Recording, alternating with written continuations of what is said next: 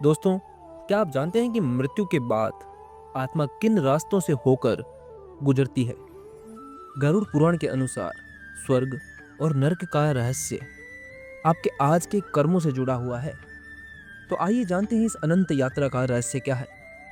दोस्तों, भगवान विष्णु के प्रिय वाहन गरुड़ ने जब मृत्यु, आत्मा और प्रलोक के रहस्यों को जानने की इच्छा जताई, तब भगवान विष्णु ने उन्हें गरुड़ पुराण सुनाई थी।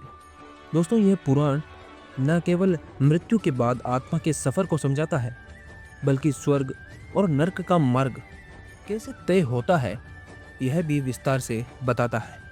दोस्तों, गरुड़ पुराण में कहा गया है कि मनुष्य के अच्छे और उसके बुरे कर्म उसके अगले जन्म और मृत्यु के बाद की यात्रा को निर्धारित करते हैं। सत्य बोलना, दूसरों की मदद करना, दान देना, धर्म का पालन करना। दोस्तों, कर्म बेसिकली दो तरह के होते हैं, एक तो पाप और दूसरा पुण्य। जैसे सत्य बोलना, दूसरों की मदद करना, दान देना, धर्म का पालन करना, यह पुण्य कर्म है। और पाप, झूठ बोलना, चोरी करना, दूसरों को नुकसान पहुंचाना, लोभ और अहंकार। गीता में भगवान श्री कृष्ण भी यही कहते हैं, स्वधर्मे निधन शेर श्रेय पर धर्मो भयावह, यानी अपने धर्म का पालन करें क्योंकि यही मोक्ष का मार्ग है। दोस्तों, जब आत्मा शरीर को त्याग देती है तो यमदूत या देवदूत आत्मा को अपने साथ ले जाते हैं। गरुड़ पुराण में वर्णन है कि आत्मा को 16 प्रकार के रास्तों से होकर गुजरना पड़ता है। पुण्य आत्मा को देव यानी मार्ग से स्वर्ग की ओर ले जाया जाता है, जबकि पापी आत्मा को पितृय यानी मार्ग से नरक की ओर ले जाया जाता है। दोस्तों, स्वर्ग उन आत्माओं के लिए है जिन्होंने जीवन भर अच्छे कर्म किए हों, सत्कर्म किए हों।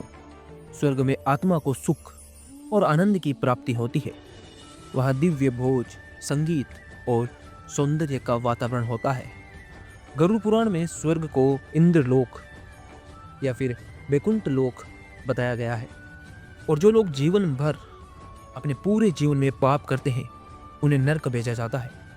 गरुड़ पुराण के अनुसार नरक में 28 प्रकार की यातनाएं, जैसे एक है तामिस्त्र, दूसरों को धोखा देने वालों के लिए। दूसरी है कुंभीपाक, मांसाहार और हिंसा करने वालों के लिए। तीसरी है अंधकूप, अहंकारी और अभिमानी लोगों के लिए। और भी काफ़ी सारी यातनाएं दी जाती हैं।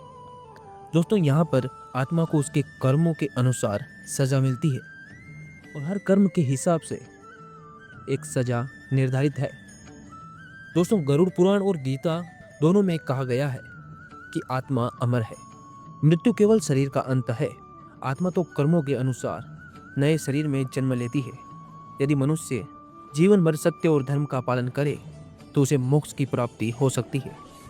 भगवद गीता में श्री कृष्ण कहते हैं, जो आत्मा को पहचान लेता है वही मोक्ष का अधिकारी बनता है।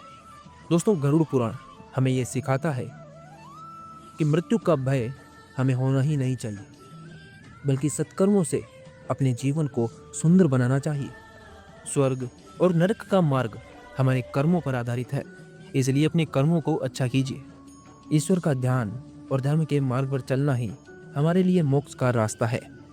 वही हमें मोक्ष दिला सकता है। हर दिन एक नई शुरुआत है। अपने कर्मों को शुद्ध रखें। स्वर्ग और नरक का रास्ता हमारे ही हाथ में है, क्योंकि इन्हें वास्तविकता में हम ही तय करते हैं। हमारे कर्म ही तय करते हैं। दोस्तों, अगर आपको ये वीडियो पसंद आया तो इसे लाइक करें, और अगर आप हमारे चैनल पर नए हैं तो हमारे चैनल को सब्सक्राइब जरूर करें। बाकी अपने दोस्तों और अपने परिवारजनों के साथ इस वीडियो को शेयर जरूर करें। हरे कृष्णा।